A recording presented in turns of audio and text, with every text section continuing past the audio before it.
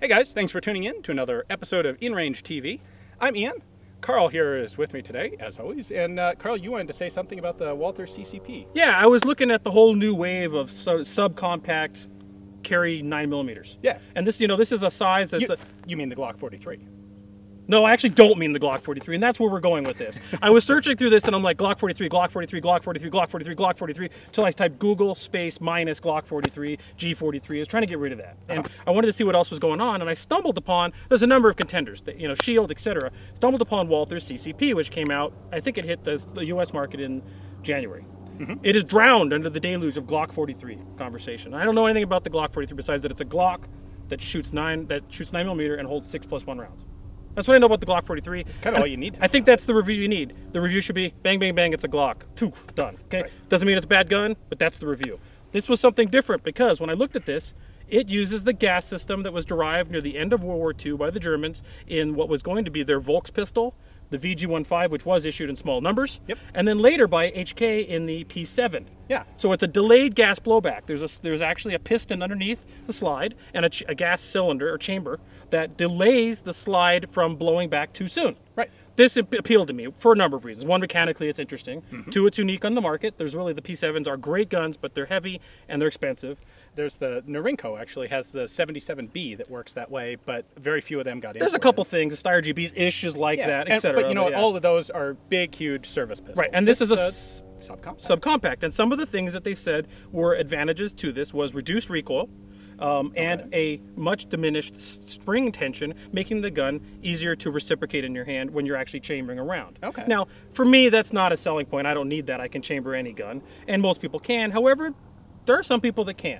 Beth, you've been shooting sports about what, a year now? About a year. And you picked an M&P specifically because you found it to be the easiest one for you to cycle the action with. Yes, I was working with a Glock before and I had difficulty, and the M&P was much, much easier. Much easier. Okay, so what we're out here with today is the Walther CCP, which has a different action. And one of the things that they say is that it's much easier to rack the action. So what I want to do is give you the gun. Okay. See what you think of it. You have never tried this gun before, right? No. So, okay. So I've got it here. It's got about 200 rounds through it. It's currently empty, as you can see. Yep. So I'm just going to hand it to you, and I want you to just try, just to rack the action. Yep. What do you think of that?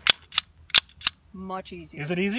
Very So you easy. would say there's some reality to that claim that it's fairly easy to run the gun. Oh, absolutely. The other thing they say about it, well, go ahead and pop your eyes on it.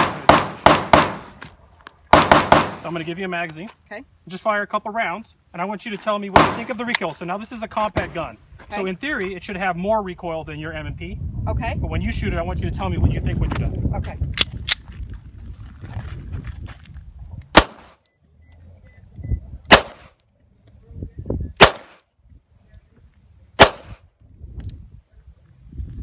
I don't feel like it does have more recoil. Okay, so from your perception, would you say the recoil is the same as your full-size M&P?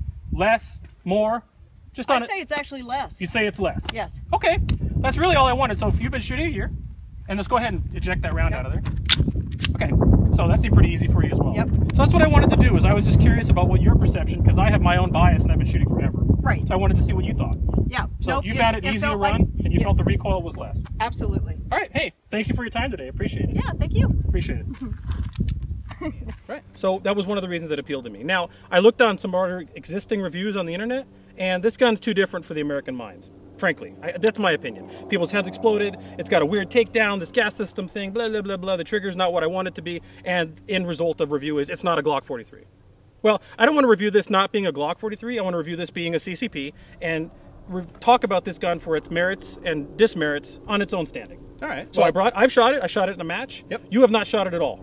This is almost the first time I've handled it. So I brought it out for you to try it out pretty much cold. All right. We're going to have you fire it a little bit, and then later we're going to have some impressions about first shots and what you think of the gun so far. Well, I got a little steel target right over there. Another great target from HMG. Hell yeah. So, all right, let's do that.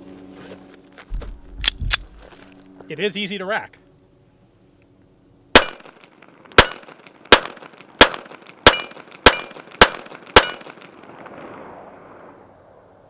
If you watch the sights, it's fairly easy to hit with, too. That's normal for most guns. So, first impressions. First of all, it's set up for a right-hander, so. Yeah. Is it actually an interchangeable? Yes, that actually can be switched. Cool. I like that. Now, to be fair, I actually have gotten into the habit of using my trigger finger to do that. So your first 8 shots fired. What do you think? Not bad. Recoil is heavier than the 9mm I usually shoot, But let's throw in the caveat that my normal 9mm is a Star 30, which weighs about 8 pounds. Comparable sized gun that I do have some experience with would be like a PA-63, and this is in order of magnitude more comfortable to shoot than that. I very much like the grip, even though it actually has kind of the grip, the finger grooves molded into it, which normally isn't a good thing. It actually fits my hand pretty well. I see it does have a manual safety that's right-handed only. Frankly, I think you'd be perfectly safe to just carry the safety off. This is is it striker fired? Yeah. Yeah, I think you could carry this just like a safe action. Should I join you and talk about that? Sure. Okay. Why don't you talk about it while I reload the magazine? Okay. Just come over here. Yeah. So in that regard, I agree with that. Now, I would not recommend for legality reasons to carry it without the safety engaged. Right? So let's move on from there. However, what the safety does is just disengage the trigger bar. Okay. So what it does is makes the trigger dead, and the trigger can no longer act upon the mechanism to drop the striker. Okay. So it is the typical safety type action in which there's a plunger, as well as a striker and a sear.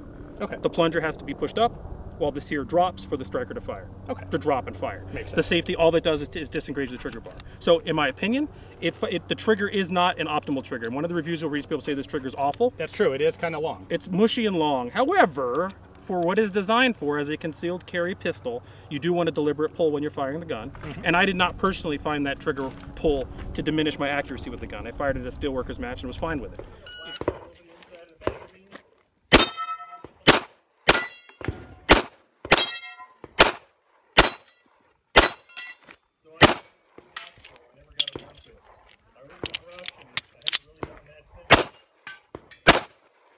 It hit it, you're good.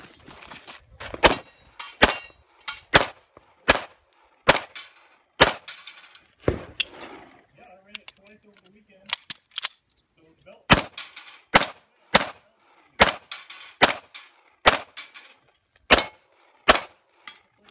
And I'm giving you the first one to the left.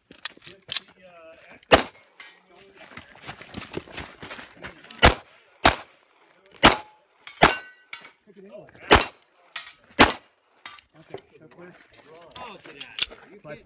It's weird when you're firing it live versus dry firing it. When you dry fire it, all the terribleness of the trigger is evident.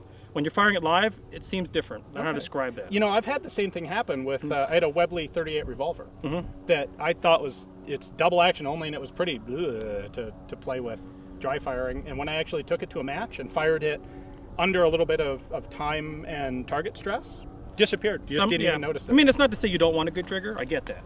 And I'm not saying this is a terrible trigger, but I don't think you need an optimal, perfect match trigger for what this is designed to do. And frankly, the trigger being a little heavy and long means that if the safety were to be disengaged, there's a little less concern about a negligent discharge. That's true. You really have to be deliberate. Yeah. Now, it is a very low-profile safety. There's not a It's not in the way. Danger. It's not in the way. So if you want to fire 8 more rounds, I'll get behind the camera, and then you'll have a little more input. It's kind of fun. Are we allowed to shoot guns for fun? No. No, okay. Everything's serious. This is very serious.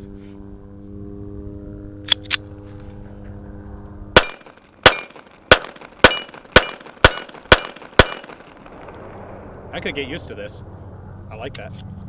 And now that I know where the mag release is, no big deal. You know, one thing, interestingly, the slide gets hot fairly quickly, which is actually a distinctive characteristic of this type of gas-delayed action. Yeah, we had some stages at the Steelworkers match where I fired over 60 rounds in recurring reloads. And so because this is a delayed gas blowback and there is a gas cylinder and gas piston here delaying that blowback, this area here warms up. Yeah. Just like the front of your AR-15 where the gas tube meets, or any piston gun. The P7. Or the P7. Now the P7, I shot a P7 quite extensively in the past. Why does that not surprise me? By the way, it's probably the best handgun ever made, in my opinion. That gun should have continued to be developed, but regardless, that's why I bought this out of curiosity. This being polymer, I found the heat transfer to be less horrifying than the P7. Now the P7 is a metal here, and that heat transfers quickly, and when you reholster the gun, you burn yourself. They tried to put some little protectors on there later that were like heat shields. They didn't work very well. This warms up, but after 62 rounds, I could still holster it and not burn myself. Okay. So that's not bad. That's way more than you'd ever actually use for anything other than range. Well, as a concealed carry gun, no. I mean, I don't think Walther designed this gun for me to go shoot a 62 round stage at Steelworkers. Yeah. But how else do you prove the thing out? Right. The rear sight is adjustable just with an Allen wrench. Okay. And the front sight height is adjustable, typical Walther style. There's a screw that holds it in. You pull the screw out, punch the front sight out, and you can put in different heights. Okay. So you can windage and elevation adjust the gun to your needs. Excellent. Again, I think I've fired approximately 500 rounds through the gun so far. So I cannot give you a durability result. I cannot give you a full review. What I can tell you so far is I think the current reviews I'm seeing on the market are inappropriate. The gun is better and has more merits than people are giving it, and it's too different for some people to deal with. That makes sense. That's unfortunately kind of character. Yeah, it's getting bad reviews partially, and again, I'm not saying the Glock's bad. Partially the bad reviews are it's not a Glock. But sometimes it doesn't need it. Right. So, how much does this thing cost you? You said you bought it like out of curiosity and for kicks. I truly bought it out of curiosity, although now I am carrying it. I usually carry a revolver, but having a concealed carry semi-auto sometimes makes sense. $389 delivered with 2 magazines in the box and all the cleaning kit. Nice. Used or brand new? Brand new. Nice. That's cheap enough. Even I could go out and buy it. You know, when I saw the price, I'm not made of money. I don't think anyone is. But when I saw that, I saw the interesting mechanical capabilities or parts of the gun, the design, lineage, and heritage, and I saw the bad reviews. Quite frankly, the bad reviews made me go click buy. Okay. Because I wanted to see what was so bad about this Walther gun that has this interesting mechanism. And I shot it, I was like, I like it. Either something's wrong with me or something's wrong with the reviews. Maybe both. I think the gun's got a lot of merit. All right, I want to see that gas system, and it's ludicrously hot out here. Yeah, let's get out of here. Let's go back inside and take it apart and see what else people are. Okay, sounds good. I saw a lot of negative comments about was the unusual disassembly procedure, which it is unusual. It's unique. I don't know about unique, but it's something you don't see commonly on a lot of guns on the American market, and as a result, people really denigrated the gun for that. Couple things on that. One, I don't know how quickly you need to disassemble this in the field. It's a concealed carry pistol, and if you're disassembling the gun to deal with a malfunction in a firefight, you've lost. So that's irrelevant. Quick disassembly to me is nice, but an administrative function, and therefore this is not that relevant. That being said, it comes with this little black polymer tool that you can use on the rear to dislatch this hook, and this hook is what keeps the gun together. I have purposely just put that tool in a box and not bothered with it because I wanted to use whatever I might have laying around to prove that you don't need the tool to disassemble the gun. In this case, I have a screwdriver here. I've actually used keys off my keychain, for example. So we're going to go through that process right now. Of course, the first thing you do with any gun is ensure that it's clear, which it is. You do have to drop the striker. That's part of the disassembly function. Okay, so that's been done. So then you slightly retract the slide. You push in on this hook and then pull up, and once you've got it kind of dislodged, slide comes right off. It's that simple. There's just a hook you have to push in while pulling up, and in the process of doing that, the slide comes off. Of course, now we reveal the internals of the gun. A fixed barrel, which I believe does impart quite a bit more accuracy than average. The same fire mechanism we talked about earlier on the video, where there is a sear that drops to drop the striker, and a sear that pushes up to disengage the safety to allow it to fire. And the safety, which is on the frame, when you engage it, all it does is disengage the trigger bar from the fire mechanism. As you can see, the sear is no longer being impacted upon. When I drop the safety into fire, it is. Pretty simple. Very simple. So that's the gun right there. There's your frame. The slide, of course, is a little different. It's got a very lightweight spring, which is part of the reason the gun is so easy to cycle. And then, of course, it's got the gas piston, which if you've ever had an HKP7, or seen this design before, this should look familiar to you. This is the gas piston that causes the delayed gas blowback. And I'm going to point this to the camera. Obviously, it's not a functional gun. So underneath the barrel, there's a gas chamber right here, or cylinder, that the piston goes into. And there is actually, you can't see it, but there's a gas port just in front of the chamber of the barrel where the gas feeds in there, which causes the gas delayed blowback. So basically, as long as the bullet is in the barrel, the pressure that's behind the bullet gets fed into that cylinder, which prevents the slide from moving backwards. Correct. Which also is interesting in that depending on the different types of power cartridges you feed into the gun, standard 9mm or plus P, it actually will act and function similarly because it just increases the amount of delay in the blowback due to the gas being fed into the system. Cool. Do you disagree? Nope, that's correct. Yeah. Right. So the more pressure in the ammo, the more pressure there is working to keep it which long. makes this gun work for pretty much a wide variety of ammunition. And I have fired plus P defensive ammo, 115 grain, 124, 147, all of it worked flawlessly so far. So you put how many rounds through total? Roughly? I'm thinking, I don't remember what I said earlier. I thought you said like 500. I think about 500, yeah. Okay. So this is not a durability review. So I don't know about this hook. It's kind of small. I don't know about the gun breaking. I haven't had any parts breakage. I can't speak to that yet, and I don't want anyone to believe that this video is about that. We have to fire it a lot more than 500 rounds to get to that. What I can say is that in 500 rounds with variable amounts of ammunition, including through a match, the gun has been flawless with 0 malfunctions. So, reassembly. Very simple. Spring goes back onto the fixed barrel.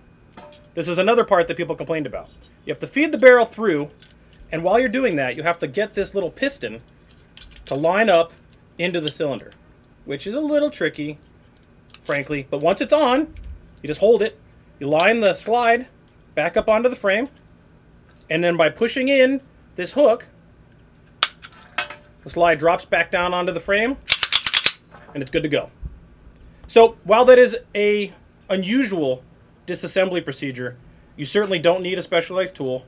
It's something you're doing administratively, and I don't believe it deserves the denigration that I saw in a lot of reviews about it being something people weren't familiar with. They just frankly aren't familiar with it, and by the nature of being different, they found it to be negative. Anyways, now you've seen how you do that.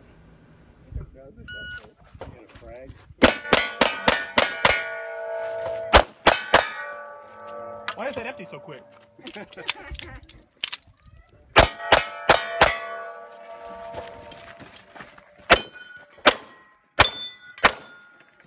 Good.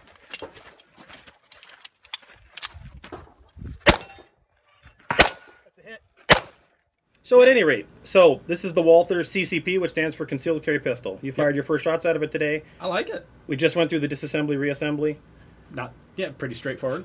It's unusual. It's administrative function. I don't believe it to be such a problem. Yeah. So it's certainly, you know, it's interesting. I have a couple other guns that work the same way. I have a Norinco 77B that does that, and I have a Heritage Stealth, which is kind of a real kind of a piece of junk, isn't it? It's kind of a piece of junk, but it works exactly the same way. Same function. And they disassemble pretty much the same way. All the gas blowback or gas delayed guns, you have that little issue of having to line up the piston in the cylinder when you reassemble it. And after you do it a couple times, it's just not a big deal. Oh yeah, you saw me do it on video here, and it's not a big deal. It's just something that you got to get used to, and it's different. Right. And people have a hard time with. Some people have a hard time with different. Yes. You know, John Browning's locking system has kind of become the de facto standard. Lugs on top of the barrel, tilting barrel. It's just because it's the most popular doesn't mean it's the only, and doesn't mean it doesn't have some issues. I think a gas delay like this does a better job of reducing felt recoil, and there's definitely some advantages to it. Well, it definitely allows you to reciprocate the slide much easier with a lightweight spring. Yeah. It does allow you to use a wide variety of ammunition reliably without having to worry about that. Yep. And it does seem to provide, I believe it does, does seem to provide a lower recoil impulse for the size and weight of this gun. Yeah. Well, and you, in addition to me, you took that to a couple ladies who'd never tried this before. And handed it off to them just to get their very first initial impressions. I actually handed it to them cold. They had no input. They had no idea what this gun even was. I said, just shoot it. Let me know what you think. And we did it on video. Hopefully we can splice that in. Yeah, let's take a look. I say, Christine, we've known each other a long time. You've been shooting competitively, you said, about 10 years? Yes. You started with cowboy action shooting, but then you moved to like modern competitive shooting with modern guns. Today you just shot Steelworkers with a... what's your gun? XDM. A what? XDM. XDM. So, and you picked that for what reasons? Because I could rack it. Okay, that actually is the reason you picked it. Okay, so one of the claims that Walther makes about the CCP is it's this little compact gun, and that because of the system, it's actually very easy to rack the action. So I'm going to hand you the gun. It's dry. You can see it's empty. There's nothing in there. I'm just going to hand it to you, and I want you to... You've never handled this before, right? Correct. Okay, so I want you to try and rack the action. Just point it down range and rack it like you would your normal gun. How's that feel? It's fine. It's easy. Easy? Yep. Easier than your XDM?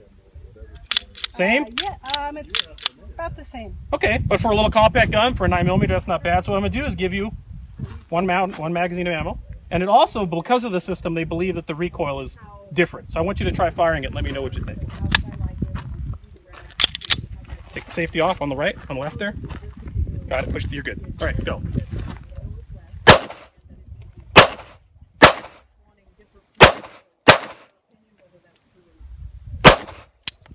All right, what does the recoil feel like?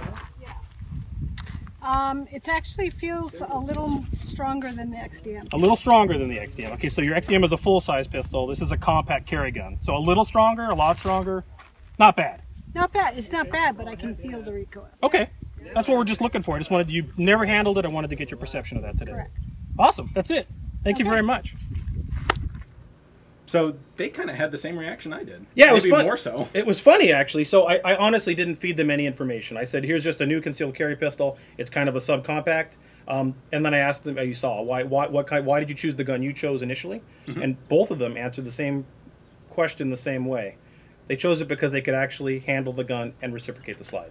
That was the reason they chose the gun. Right. Now, I'm not saying that women can't reciprocate every gun on the market. I'm sure they can. There's a skill and strength component to that. Yep. But some people have a hard time. Yeah. And if this is a concealed carry gun, it's not something you're doing this a lot with. Again, it's an administrative function. You know, the Remington 51, a big part of their advertising. That was the push. attempted goal. That was what they were trying to get. And if they had done it right, it might have been an interesting gun. Yeah.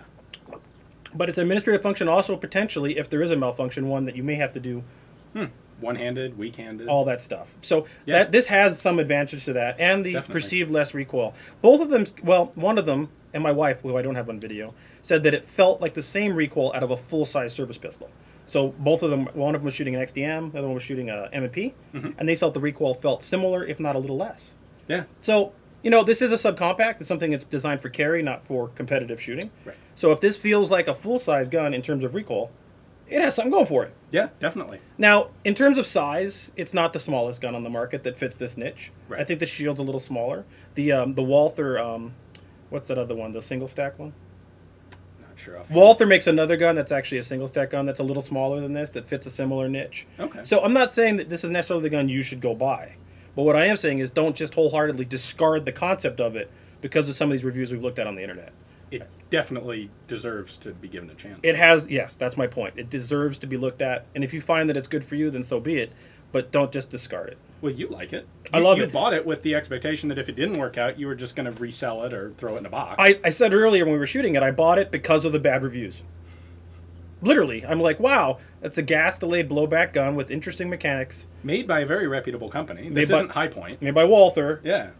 That's 8+1 9mm plus P carry gun that had bad reviews. I'm like, oh, I have to buy this. And then when I looked at the price for $389, I'm like, yeah, let's try it. Yeah. I've really honestly figured I was going to take it to the range, shoot it a couple times, go, wow, this thing does suck, and then sell it. That's what I thought I was going to do.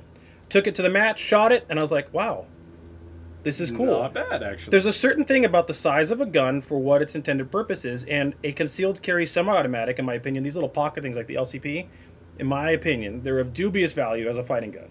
Yeah. They're a backup They're gun. too small. They're a backup gun. You need a gun that's got just the right size that you can carry it with sufficient capacity, that's big enough to fight with but small enough to carry. Right. There's a couple of them that fit that market. I think this one does.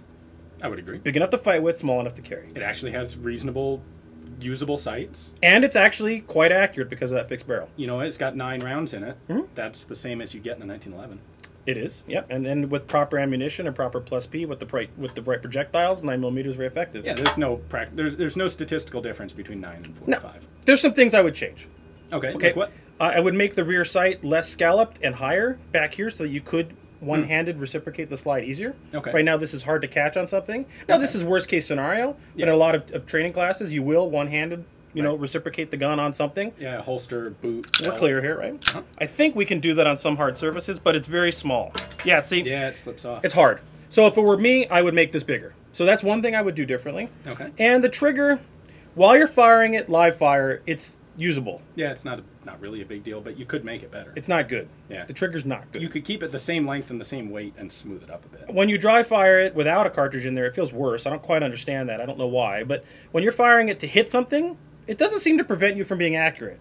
But if you feel the trigger from the purposes of, how's this trigger? It feels bad. Yeah.